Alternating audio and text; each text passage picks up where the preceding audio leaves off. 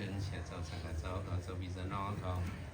คือเจ้ากุปป้าค่ะอันเพราะว่าด้านเสียของเขาจองของปันมาเนี่ยก็เป็นตีรีไมค์ตรงเด็ดๆเสียว่าก็จึงในก็เอาตั้งหู้เนื้อออนไลน์นั่นกันนะเนาะแต่เดี๋ยวได้พังก็ตีไล่พังมันกุปป้าเข้าใจค่ะตีไล่มันเต้ก็เขาโหลไล่เอาอันลิงกันนะ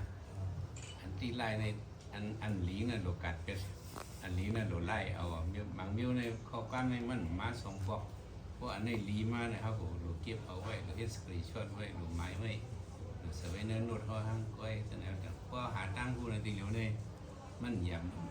บมันคือบอกขนมตีเหลียวเนี่ยมันหาไงนะเขาไปหาเขาไปถามด้วยมันอันซอยเขาเนี่ยนำนะครับอันซอยเขาเอไอเนี่ยก็มาซอยนำนะถ้าพี่เฮ็ดถ้าพี่ตาเนี่ยผมพี่เอไอเนี่ยขาเนี่ยผมเฮ็ดอะไรตีเหลียวเนี่ยขาเฮ็ด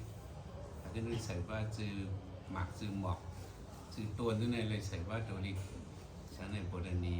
ดิกชันนารีในพวกมีเอไอช่วยในคำเบี้ยวอะไรกันพี่แต่กันในใครเห็นมาเลย30 ปีไปอ่ะในเขาเลยแล้วทางในโซเชียลมีเดียในช่วยเขาค่ะหรือก็ไม่เฮียงในอันนี้เนี่ยมันเพย์เฮียงหนาวอันเขาสั่งขาเขายิบพงที่ในเขาเด็ดต่างเนื้ออ่อนไล่งานเนื้อทิกทอกเนื้อสั่งเนื้อสิ่งเนื้อไล่งานเนื้อเฟซที่ในอันนี้ได้ใครพังสติคุณโจกุป้าอ๋อเบี้ยวอัน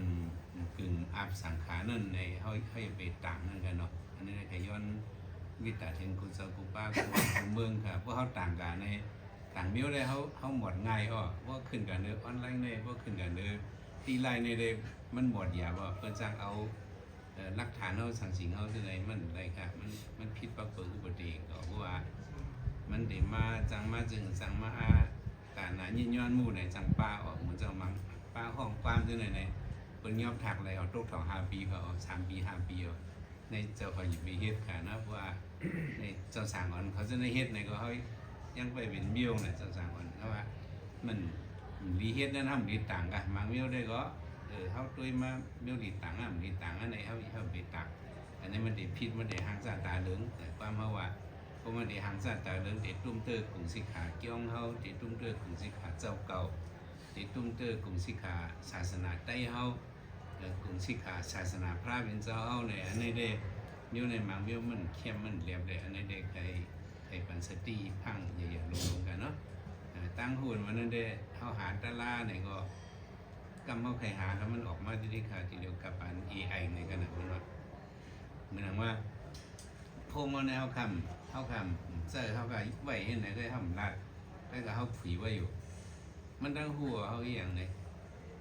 เขากับมีกันในโลเคชั่นมันหนีไว้เพราะเจ้าเขา3-4 ป้ากันนั่งกลุ่มกันคือแม็กซี่ก่อนเจ้าป้าในก็แม็กซี่เจ้าป้าในก็แม็กซี่ในพงในมันต้องไว้แม็กซี่เนี่ยพวกกรรมมาผู้เจ้าเขากับผีด้วยพวกในแม็กซี่ปิดปกลูกมากกันเดียวกันเขาไปผีเหมือนกันนะ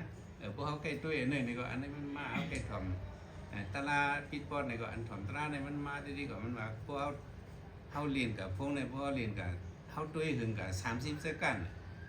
สวัสดีไหมพอตัวหึงกับ30 สักกันในบอกว่ามันเข้าใจอันไหนเนี่ยมันได้มากนั่นดีกว่าเขาหลบของใจกันนะเอากับใจไหนเลยจริงเดี๋ยวได้เขาขาได้เป็นสังกัดยานเนี่ยเอาขาเลยเปิงหลวงมันก็อยู่ซ้อมศิลกินซ้อมทำนั่นกันเขาก็เป็นสังกัดยานเนี่ยอยู่ซ้อมศิลกินซ้อมทำจนเราจะเชื่อว่าเขาหลวสร้างขอนนั่นเนาะเขาหลวเลยส่งเมตตาบรรน้ำนี่เป็นการเอาขาการปฏิญาณการปฏิบัติขันธทุระวิปัสสนาทุรันกันเนาะตีสุดมันเขาก็เฮ็ดอันก็หลวเฮ็ดอันหนึ่งโซเชียอุรสัตธรรมะตีมาโซยินใต้ตีนในมันจะว่าอีกว่าเลยพวกเยอะโลกสุรา